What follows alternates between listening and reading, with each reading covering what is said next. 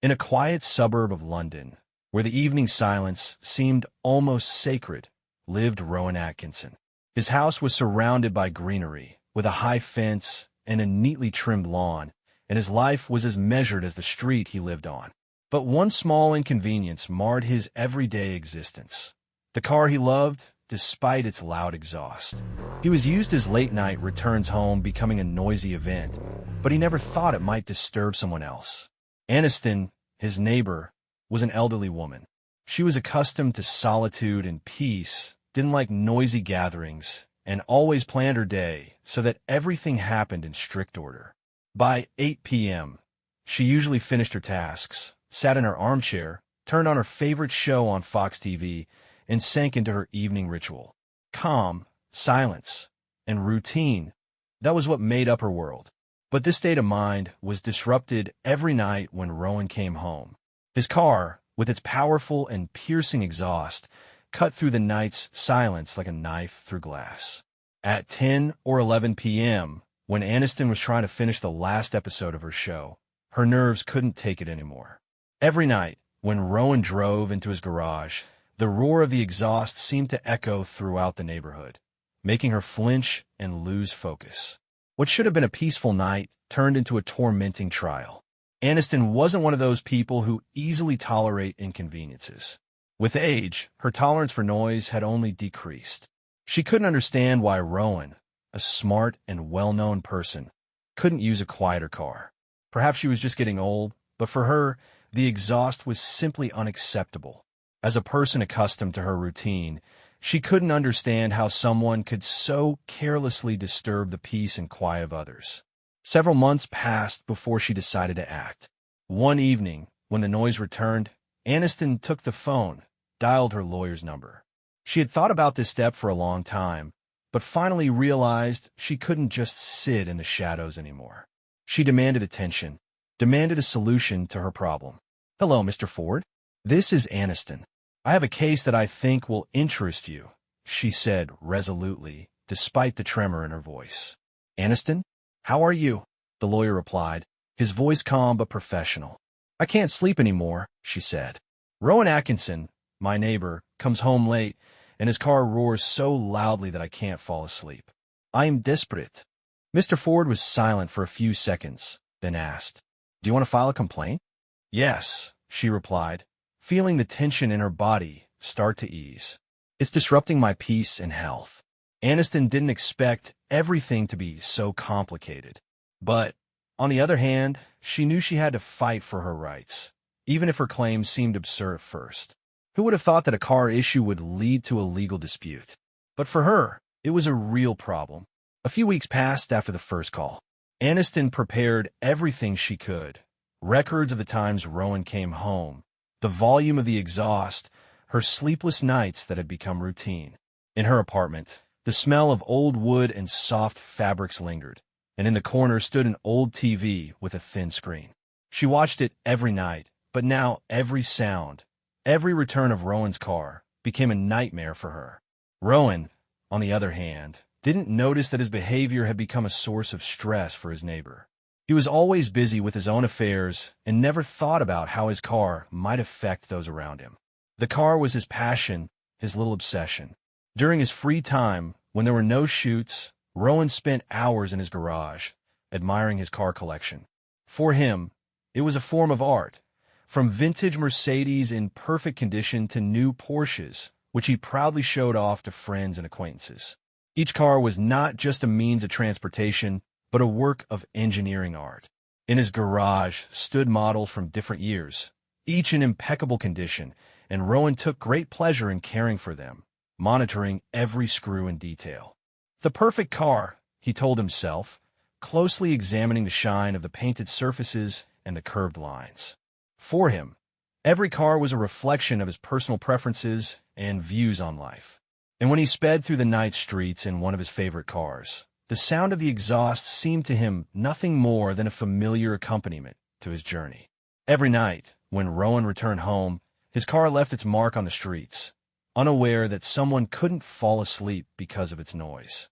The exhaust was for him nothing more than background noise, something that simply accompanied his way. But then, one day, he received a letter. A court summons. Aniston had taken him to court. Rowan couldn't believe his eyes. He went over it in his head several times, but couldn't understand how such a small thing could lead to a lawsuit. In his world, everything was logical. The car, the powerful engine, the loud exhaust, normal things for a vehicle designed for speed. It was his lifestyle. But now, he was about to face something completely unexpected. Aniston felt her heart beat faster when she saw Rowan in the courthouse corridor. He looked a bit embarrassed, his face slightly flushed. She walked over to her lawyer and sighed. "He doesn't understand," she said.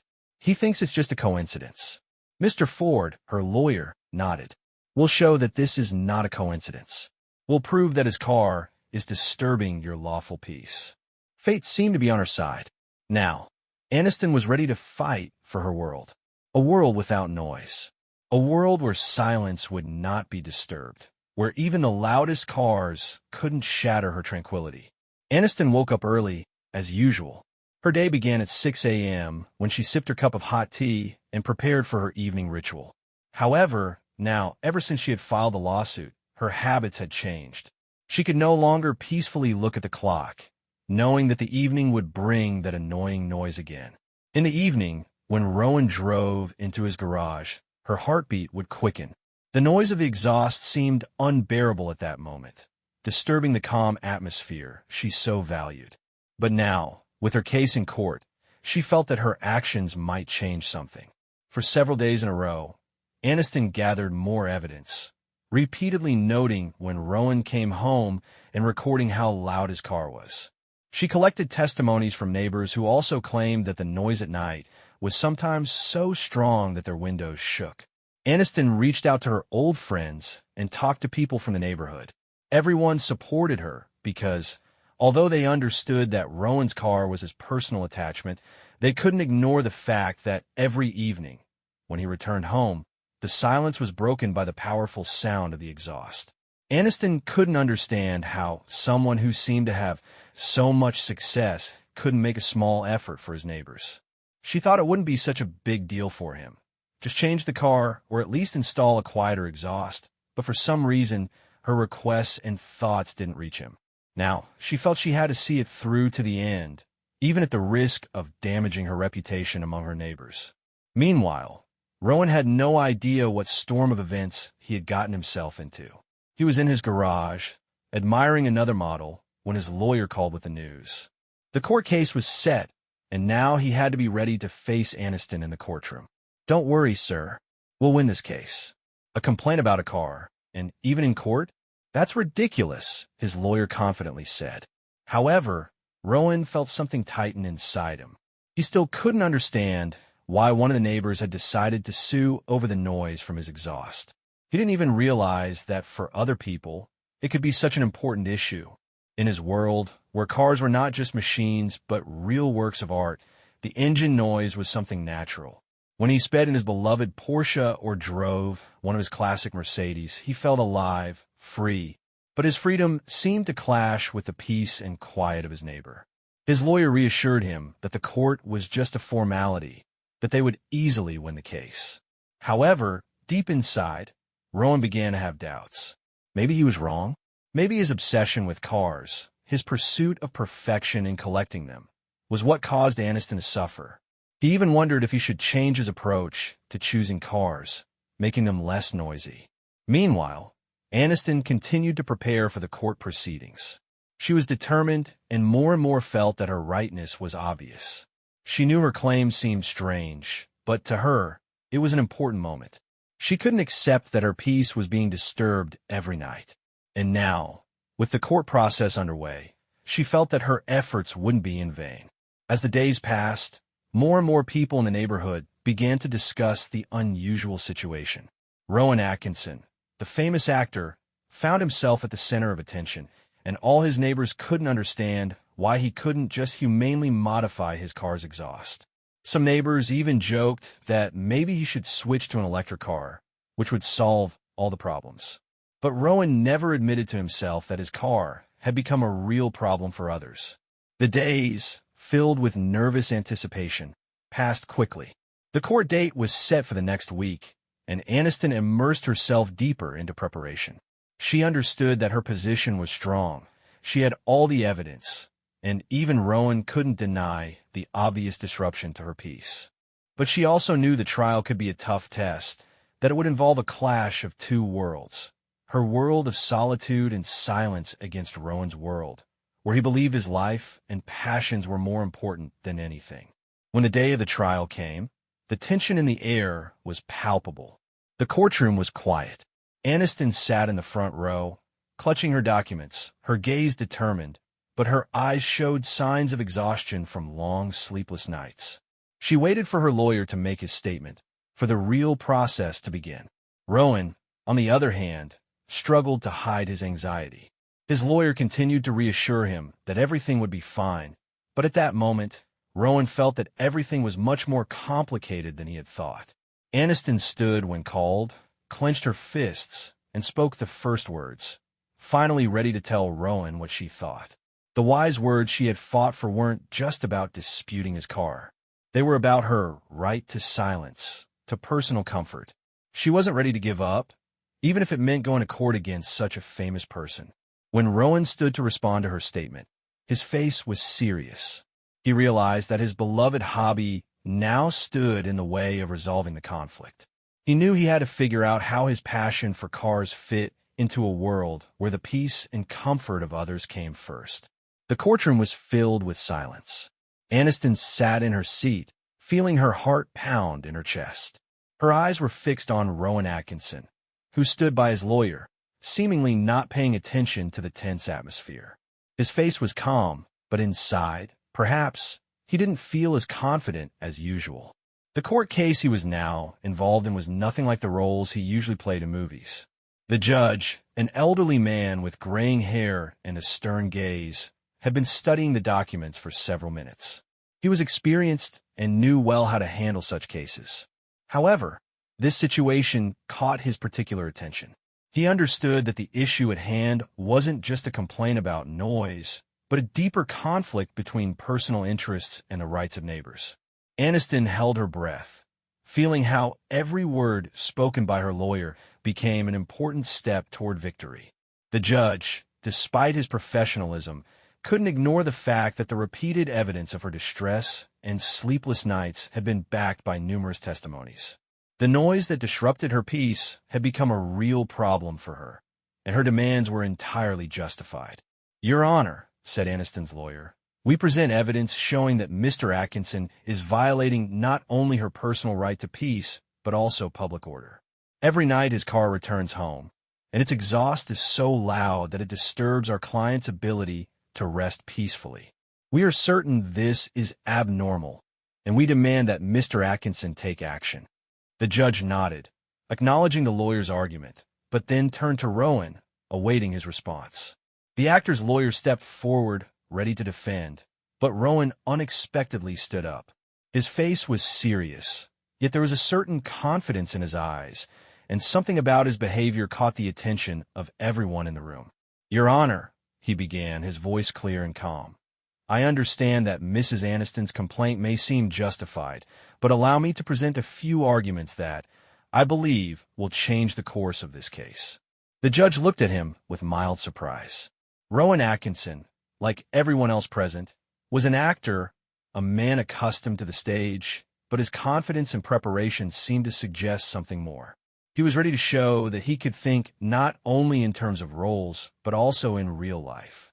"I would like to remind the court that the UK's legislation includes standards that regulate noise levels in residential areas. According to the Noise Control Act, there are clear limitations, and I am confident that my car does not exceed these limits. Yes, it's loud, but it does not break the law," he continued, not allowing anyone to interrupt. The judge, clearly interested, listened carefully, while both lawyers began taking notes. Rowan, as an experienced person, skillfully used legal terminology, referencing legal articles and regulations that seemed completely clear to him. Moreover, Rowan added, "I've had the noise level measured at an independent station. All measurements showed that the noise from my car is within the limits established for residential areas. This does not mean I am ignoring your request. but it's important to note that I am willing to take action if necessary."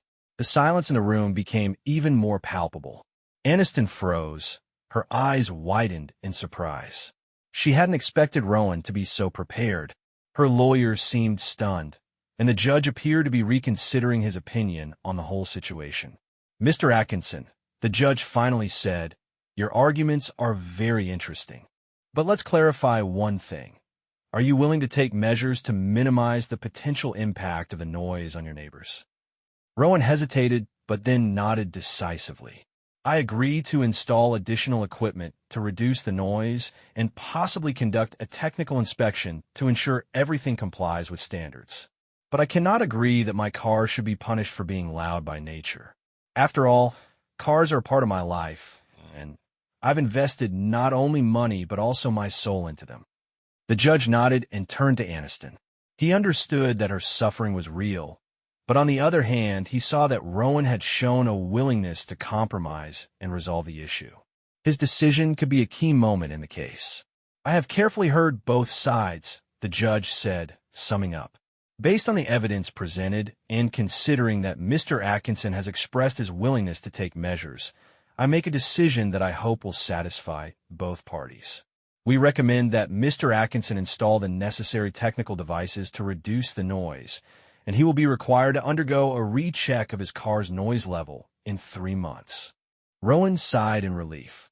Despite his confidence, he hadn't expected the trial to end this way.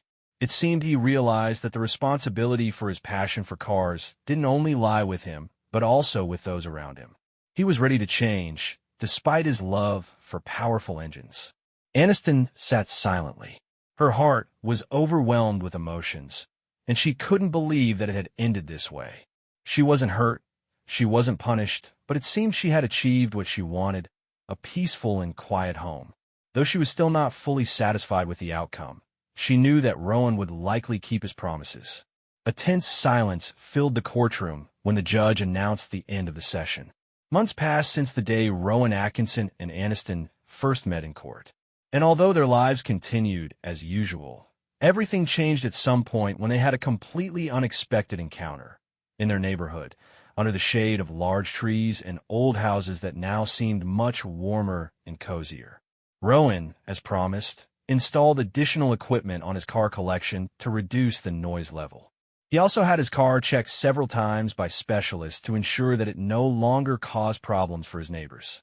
He genuinely wanted to find a way to reconcile his passions with respect for those around him. At some point, his life became a bit quieter and his heart calmer. Aniston, on the other hand, noticed the changes. The noise that used to wake her up in the middle of the night had now become barely noticeable, and her sleepless nights were a thing of the past. She couldn't stop smiling when she closed her eyes and felt that her home had finally become the quiet sanctuary she had always dreamed of. She had come to think of Rowan as someone who initially disagreed with her, but now he respected her opinion. One evening, just as she was about to sit in her chair and turn on her favorite show on Fox TV, she noticed that Rowan had appeared on her doorstep. His face looked a bit embarrassed, but there was sincerity in his eyes. "Hello, Aniston," he began with a light, almost shy smile. "I just wanted to thank you for your patience and for giving me a chance to fix things. I know things didn't work out immediately, but I truly appreciate your understanding." Aniston, a bit surprised but still smiling, stood up and opened the door. "I'm glad things turned out this way, Rowan," she said, looking at him with a soft expression. "At first, I thought this would never be resolved, but you did what you promised, and now it's much easier for me. I don't want us to be enemies. On the contrary, I'm glad everything worked out." Rowan frowned a little, as if thinking. "Aniston, I want you to know, despite always being so passionate about cars, I've really started to understand that it's not just about what you love, but also about how it affects others. I've changed a little. Sometimes I thought it was just my passion, but it turns out it's also important to consider how others perceive it. Your complaint helped me see things from a different perspective." Aniston narrowed her eyes slightly, feeling her heart warm from his words. She had never expected that someone so famous could be so open and sincere. And now, standing before her, he showed a completely different side of his character. "I'm glad you understand," she said, smiling. "I never thought I'd be fighting with you over noise. I just want a little more quiet in our little corner of the world."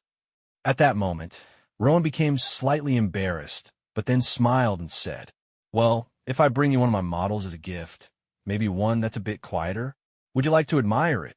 Aniston laughed, and her eyes filled with warmth. "Do you really want me to be part of your collection?" she replied, her voice soft and her face serene. "Maybe I can enjoy these cars if they don't disturb my sleep." "Of course," Rowan said with a smile. "It will be more of a small thank you for your tolerance." For a few minutes, they stood on the doorstep of her house, enjoying the silence that, in that moment, was truly precious to both of them. Aniston invited Rowan inside, and they sat at the table, discussing the cars that Rowan had lovingly collected. She listened attentively to his stories, and every gesture, every word, now seemed much more human and close to her. At that moment, both of them realized that despite their different worlds and interests, they had become something more than just neighbors. Their paths had crossed because of circumstances, and although it had started with a conflict, it had now turned into something valuable, a respect and understanding that became the foundation of their new, unexpected, but sincere relationship. Rowan promised that he would no longer disturb her night silence, and she promised she would no longer worry about the loud exhaust of his cars. In the end, each of them found a way to be part of the other's world, and perhaps this was the real victory, not in court, but in understanding and respecting one another. When Rowan left for home, Aniston settled back in her chair, turned on her show, and felt at peace in her heart. That evening, there was more than just silence. It was the silence in which she could now enjoy not only solitude, but also the new warmth of mutual respect.